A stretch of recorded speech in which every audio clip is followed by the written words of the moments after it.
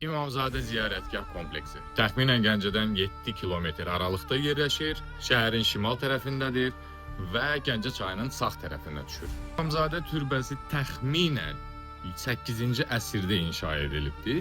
Burada Şiə imamı Məhəmməd Əl-Baqir əleyhissalamın oğlu İbrahim əleyhissalam dəfn edilmişdir. Göy İmam məscidi İmamzadə türbəsinin üstündə inşa edilibdir və 3 minarəyə malikdir. Əsas günbəzi də İmam İbrahim günbəzidir.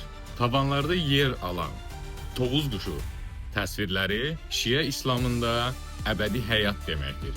Bəzi tarixi mənbələrə görə Atabəy hökmdarı Qızıl Arslan Nizami Gəncəviyə həmin ərazidən Həmdünyan adlı kəndi bağışlayır. 1878-ci ildə isə Çar Rusiyanın general-mayoru İsrafil bəy Yadigarzadə tək Nizami Gəncəvinin türbəsini deyil, həmin vaxtlarda İmamzadə kompleksini də öz cibindən restavrasiya işlərini aparır.